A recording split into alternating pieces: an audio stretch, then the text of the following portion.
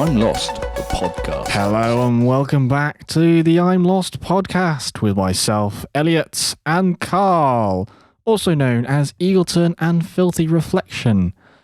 And in today's podcast, I'm a little scared of the topic. I love the way sometimes you bring the podcast in like you're announcing like a cabaret. So I had to do some. Sometimes you fall asleep. Sometimes you introduce a cabaret. Who knows? It's really weird because I had to do a presentation a few weeks ago, and usually you think, oh, it's a presentation. It's not. It wasn't in front of a lot of people, but you still think, oh, it's a presentation. This is going to be, tricky. Especially when you're kind of like a quiet sort of person and you go, ooh, I don't like speaking in front of people. The moment I get up there, I just go, and this is the presentation. Just throw myself into it and it's fabulous. That's the way to get through it. Oh, okay. Well, that's the way I get through it. See, I still get my radio voice going. Your radio voice. The whole radio voice thing is really weird as well. Like there's different vibes you go with, and like I did several different radio shows, so you kind of did a different vibe for each one. Like I did jukebox, pub jukebox, pub jukebox, and it's kind of all laid back. You're a bit of a lad, and it's just it's like this. It's all good. But then when I did club classics or whatever I did. It was kind of all very fast paced, blah, blah, blah, blah, yeah, we're going to put this on, blah, blah, blah, and it's a completely different vibe again. So you sort it's really weird how we have all these different voices that come out of us. Welcome back to Trance. And coming up next, we have another trance track. That's more like my jazz show that I used to do. Yeah, that is not an appropriate voice for a high energy situation. No, not really. I'm not sure I got it right for the jazz show either, really, because I was a bit too hyper for that. It's all those gummies you were eating. Yeah, yeah, definitely. Those healthy vitamins. Anyway, I'm on healthy vitamins today, mate. I'm on the white wine, and ginger ale. Vitamins. 5 a days in here. That. Yeah, every time we explain vitamins, one, it's a weird thing for me to say, and two, what the heck are those flavors? Flavors? White wine flavored vitamins. Could you imagine that? I am. Yeah, I want some of that. And no, actually, to be fair, I'm quite happy with my nice cold glass of white wine and ginger ale. Who knew that was a concoction that you should... So they're not in vitamins? No. Right, okay. I will remember that. It's one of my 5 a day, though, surely. Oh, wine's made up of grapes, surely. Exactly, yeah. And ginger's good for you. I'm not sure what it's good for, but apparently it's ginger of 5 a day? I don't know. Is it a fruit, a vegetable, a herb? I'm not sure you'd be able to eat enough ginger for it to count, to be honest. Probably it's not. Quite a acquired taste. Yeah. It'd be like eating an onion, wouldn't it? Yeah, we're not going to get into this. We've already had a food podcast, and we will revisit that at another date. Sweet. I want to ask, though, before we get too far into this podcast, I just want to make sure that you're content and you're not going to get bored of your own voice and start redesigning your studio. I told you that in confidence.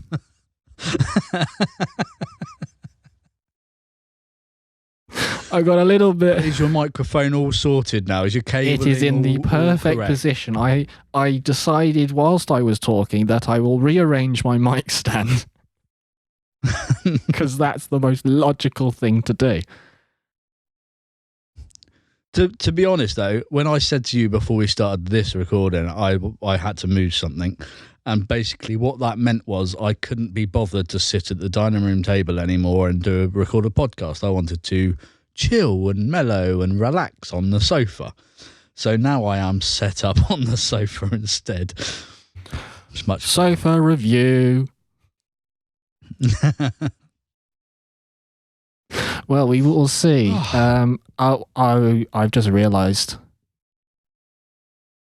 So we started this off, and I'm not happy about the topic.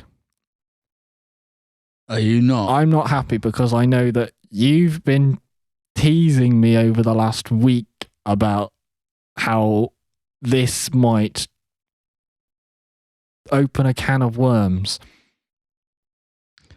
Yeah. And you have gone and sat down on a sofa, so you're comfortable, and I'm on edge. You're on edge, cool. Right, should we get into it then? You don't have to. You don't have to. I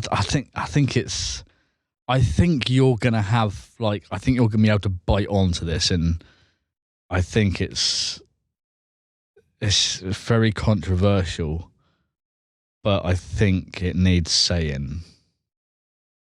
So, I've already put an Instagram post out hinting at this, and I've put another post out hinting on Instagram, hinting at what I may want to do about it.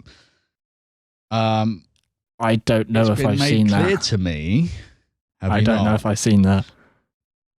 Okay, so it's been made clear to me just how much money the owner and whatever, CEO, whoever it is, blah, blah, blah, of Spotify has actually made with Spotify.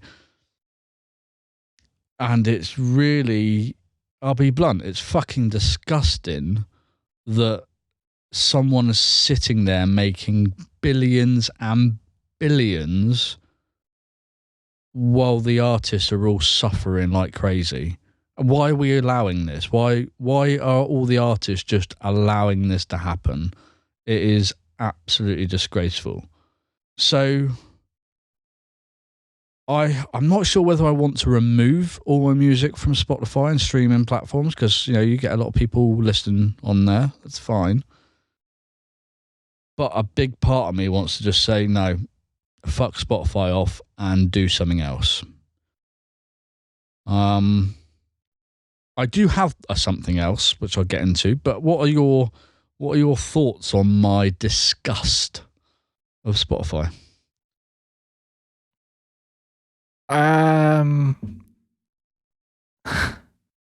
So, as we have found out, there are big companies in the world, and mostly tech companies, as of recently, that profit a lot of money. And that means that their CEO, who is the person who came up with the concept and is a puppet master of the whole thing, gets a large share of money for their endeavors. And I that's fair enough. They came up with the idea, they put in the hard work, they got it to the stage of where they are. Spotify, who have had countless people saying that it's not a fair payout for artists, which they offer. I mean, how much are they paying at the moment? Is it 0.04p per stream or something? No, it's 0.004. Oh, wow. Yeah. So not even. I think it is. That's not a lot. Yeah. So they're paying very, very small amounts for somebody to take £180 million bonus, I think, or somewhere in the region of that. Doesn't seem. It seems like the money's gone to their head and they're just that money could have gone to paying, upping the price per play a little bit, making it a little bit nicer. I am trying to find out how much market value they own, but I reckon it's quite a lot. Well, so I know that this was it. The CEO. I can't remember the actual post I put up now, but the CEO was like, it was hundreds of millions that he sold a certain amount of shares of Spotify. And it's just just look at that and you think, like, how can one human, even if you have a big family, spend hundreds of millions of pounds, and then you've got people that are trying to get into the music industry that are like in debt. They have no income because they're trying to, you need to put your all into your music, and you get like what, a couple of thousand streams a month, and that pays you like less than £1. And all these people are doing is paying somebody else to make a system and a website and an app to do it, and then paying some solicitor to make sure that they can legally rip us all off. I mean, that's all they're really doing. Whereas the musician are sitting down for weeks and weeks, hours and hours and hours, trying to make a piece of music for their career, and well, they get a couple of pence. And it's just like, how can they justify hundreds of millions of pounds, and they're just completely destroying the music industry in the process? I just don't get it.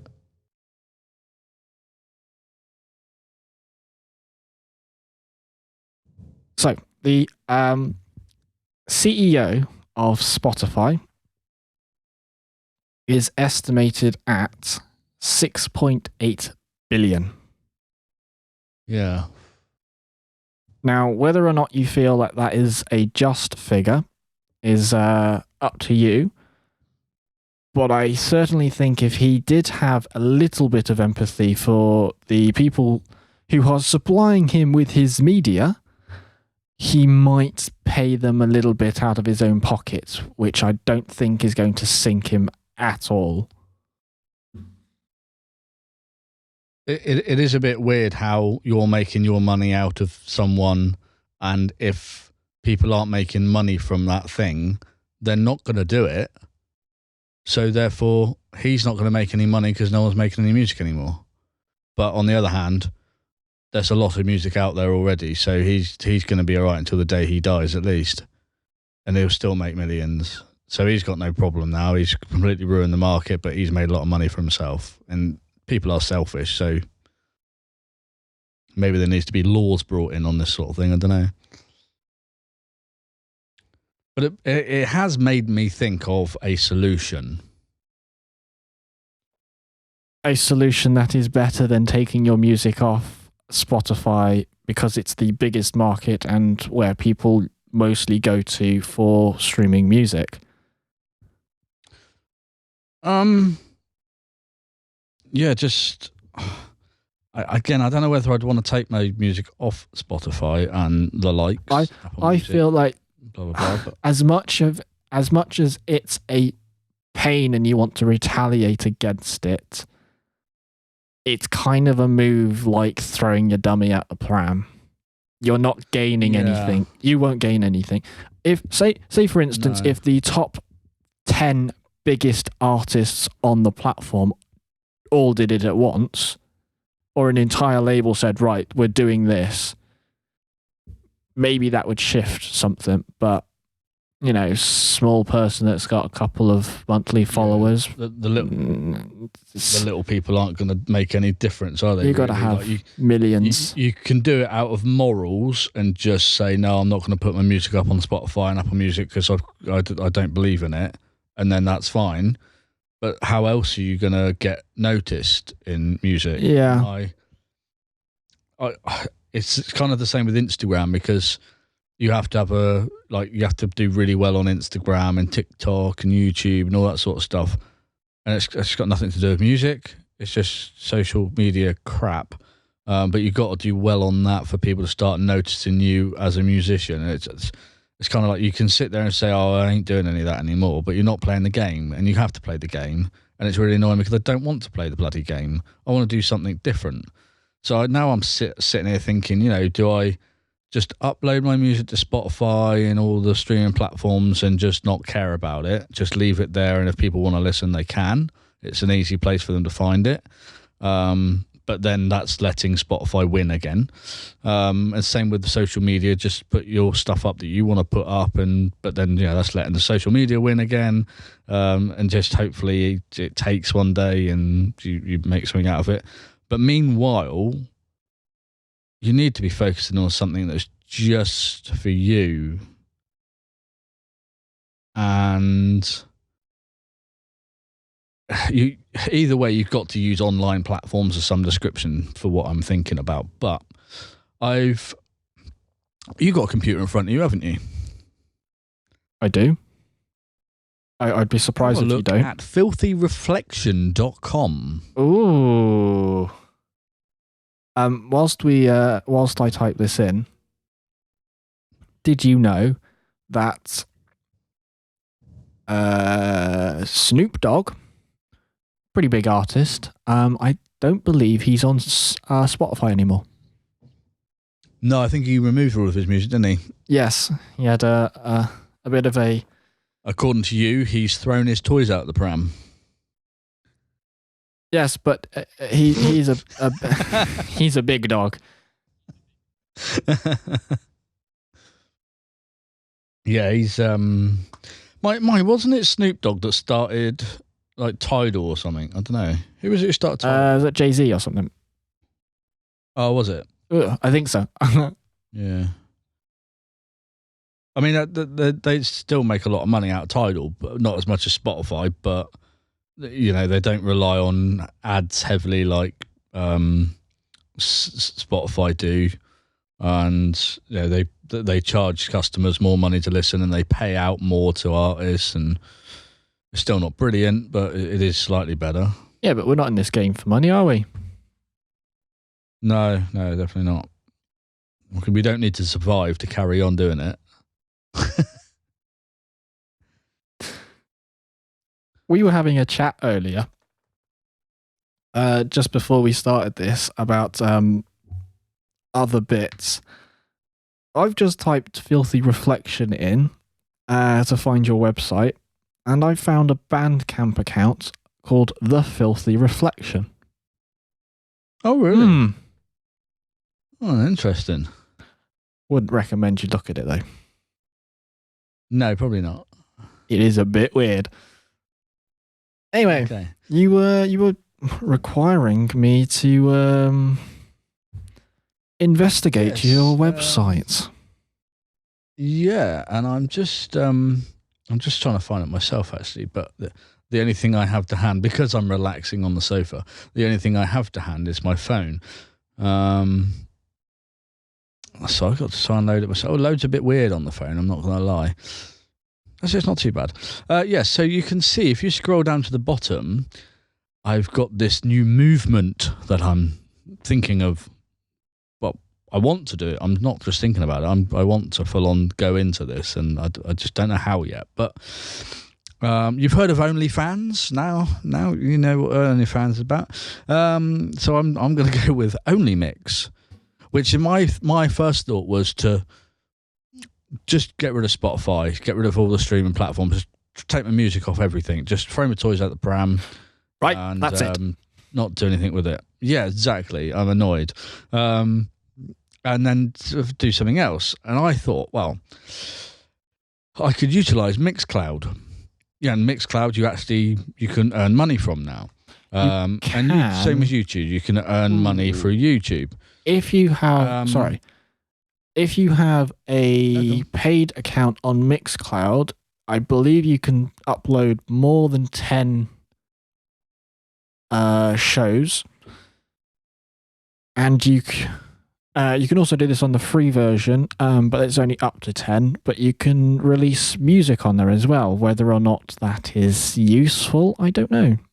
Although I think Ditto, which is a streaming distributor that we use, does release to Mixcloud. I think I've seen it. Oh, does I think it? so. Oh, okay. As well as SoundCloud. That's interesting. I'll look into that actually. So my thoughts are, obviously I've got here Mixcloud. A new mix every week from all Filthy Reflections' most favoritist artists. That's a mouthful. Favoritist. I had to get that word in there. It's amazing. I love that word. Favoritists. I can't even say that properly. I was thinking, like once a week, just do like a mix with all sort of like my sort of similar music to what I'm making, but then just do a mix with my tracks in there as well and get that up there. And every week, just do that mix. And then like do the same on YouTube, and then do like downloads. So use YouTube to utilize like live mixes on like Ableton controllers and do it all Ableton, and bring some instruments into it so that people can actually sit there and watch me play instruments while the music's playing and all that sort of stuff. And maybe take it into Twitch and all that sort of stuff, and maybe that's a far better way for an artist to go.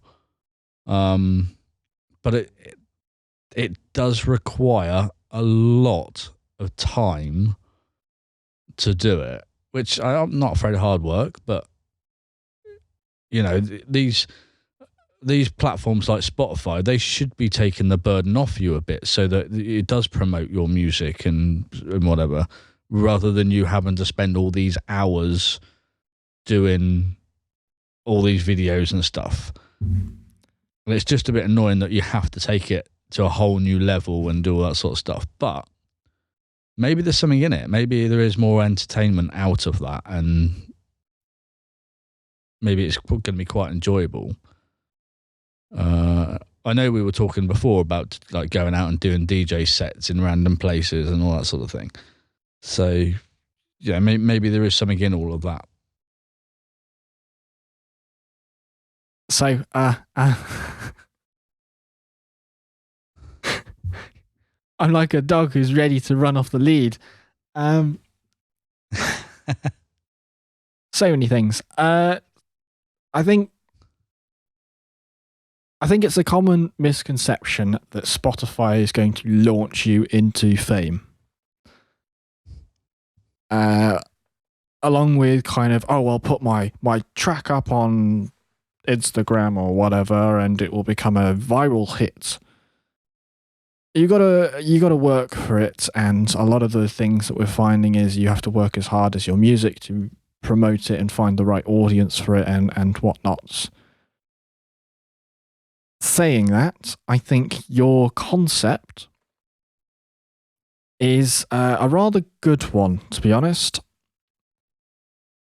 It will take hard work, time, and planning, but I reckon overall you'd build more of a fan base and earn more from it. Admittedly, it might not be a lot, but you'd earn more than 1p worth on Spotify.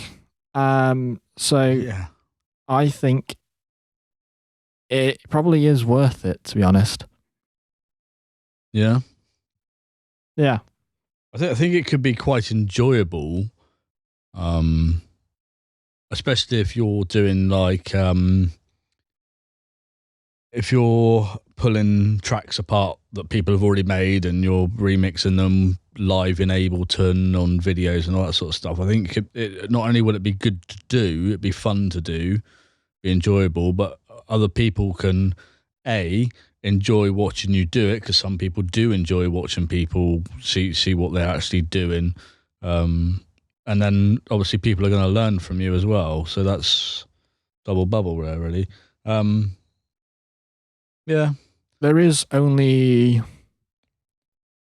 one slight inconvenience that I can see, and it's a fairly credible one. If you're using other people's tracks they'd want to you wouldn't be able to completely monetize them, I don't think. Yeah, that's the only issue. Using other people's tracks, isn't it? Yeah. And that's what you have to do if you don't believe that your track's at that level just yet. Or have enough of them to do a set that's, a preferable length. It is weird how you monetize mixes and stuff like that when you are using other people's tracks, because lots of people do it. I don't know how. I'd like to know how. Yeah, I don't know how. Yeah, seems very strange. Unless it's just I don't know. Unless they've got such a following that they're allowed to do it. I don't know.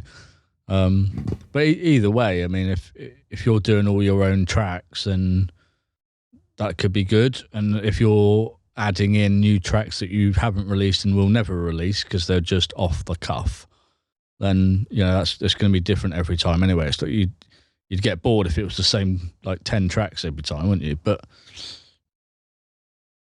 I have been looking into I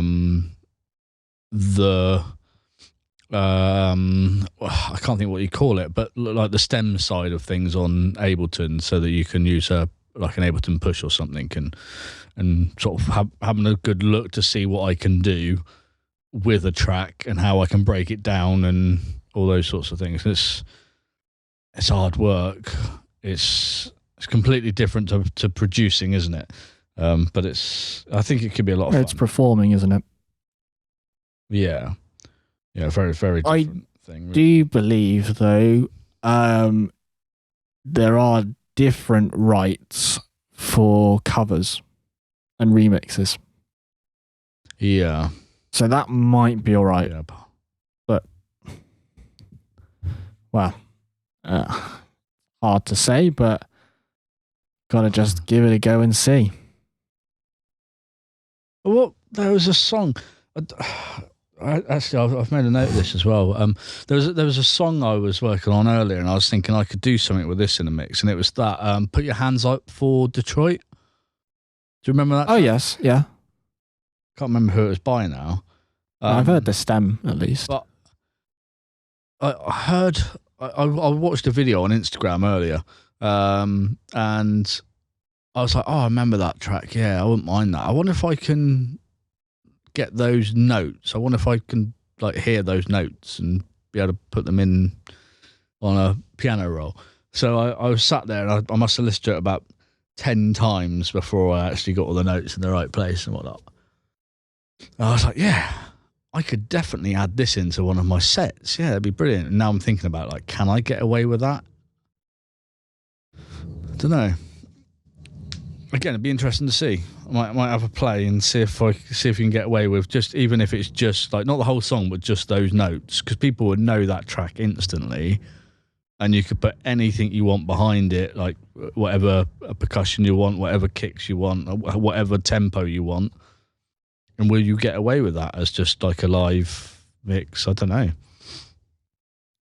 I know that YouTube algorithms are quite advanced now, so you can change the pitch and the speed of them, and they can to a certain extent still pick up that track, which is pretty amazing, but can be a little bit annoying.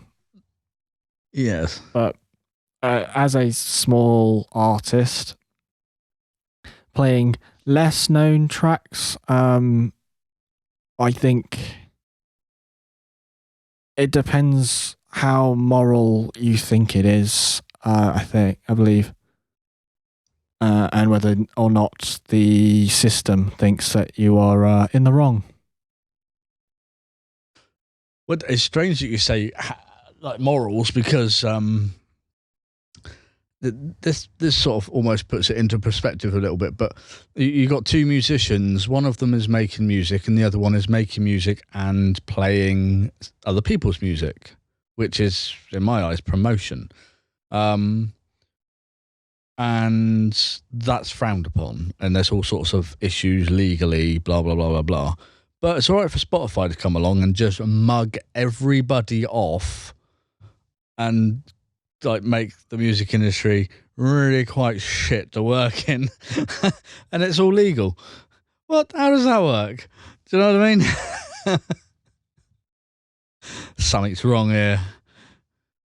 I really can't wait for the day for someone to really like upset the apple cart and it all goes mad and it all goes into the next thing, and the next thing is what actually helps the artist. I don't know what that thing is, but I can't wait for that day to happen.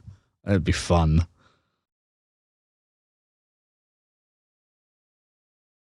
Who would be the person to initiate that? Oh, I don't know. I'd like to think it'd be Dead Mouse. Yeah, I'm not so sure. No. No. I don't think he's got enough. I don't think he's got enough status to do that. I think it has to be one of the top 10 artists.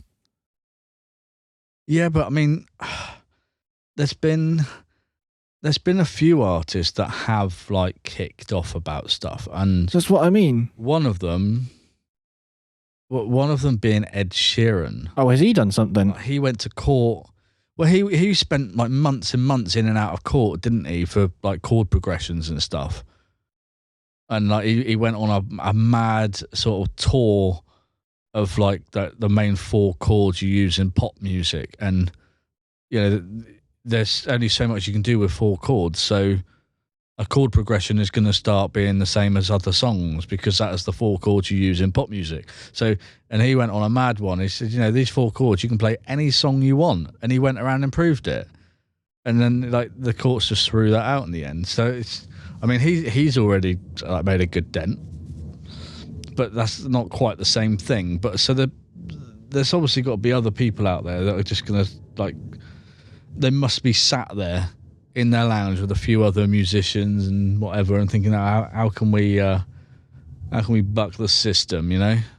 What can we do? How can we make a change? And they must be sat there almost with an idea, and one day, a couple of years time or something, they were just going to come out and be like, "Bam, we're going to do this," and it's going to really. I'm trying to think of the phrase. I can't think of it. It's going to really kick off. So something's got to happen, surely. It's not right as we're speaking, is it? No, it doesn't feel right towards those artists, because I know some of the bigger ones that are earning millions of streams. When you boil the actual amounts down to how much they're getting, it's not a great deal. No, I don't think, if you have 1 million streams, it's not $1 million. It's like... No, it's not. It's like 40 quid or something. I don't know if it's that low. But yeah, it's not a great deal. I think 1 million is 40,000, isn't it? But that's before you've paid for advertising and stuff. So let's have a look. 1 million. I don't know. Times by 0.004 is, that's £4,000. So a million streams is $4,000. Ouch.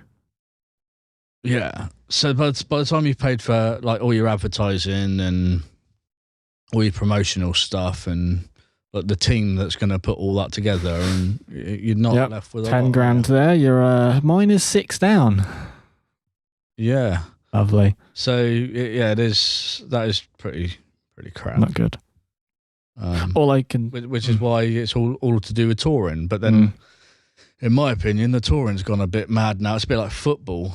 Like there used to be a season for football. Well, it used to be like, I don't know, eight months or something, and that was it. It's just 8 months of the year, and it's kind of like now it's all year round, and they've got all sorts of different things going on, and they're always playing a game every week, and it's like, what on earth is happening? And it's the same with music. It's everyone's constantly touring. Well, I'm going to circle back to episode 2 and say something that I probably said then, which is music streaming doesn't earn you any money, tours cost you money, and merch sales are the only thing that get you money. Yes. Which actually helps you do the things you want to.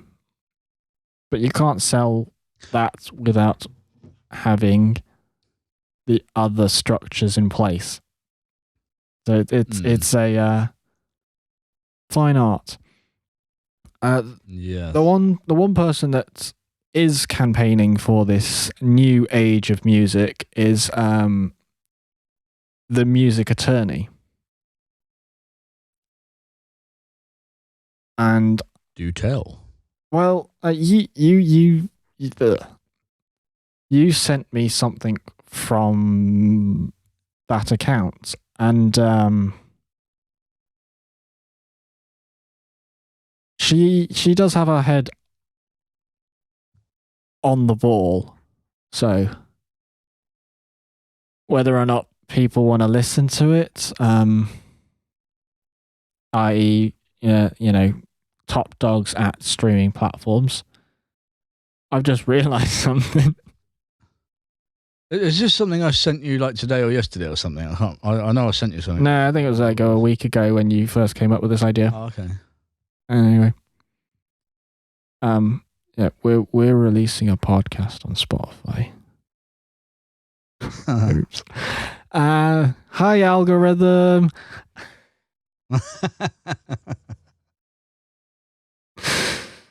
I wonder if we just sit here and say algorithm. I'm struggling, but yeah, I wonder if that works.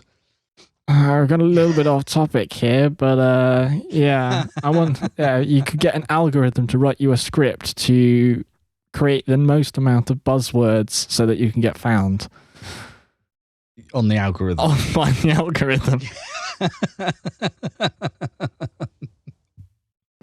I love my. That is the way to success. But yeah, so that is my new sort of thing I'm looking at doing. So hopefully that does something. And obviously you and me are doing some stuff very soon, which could be good fun.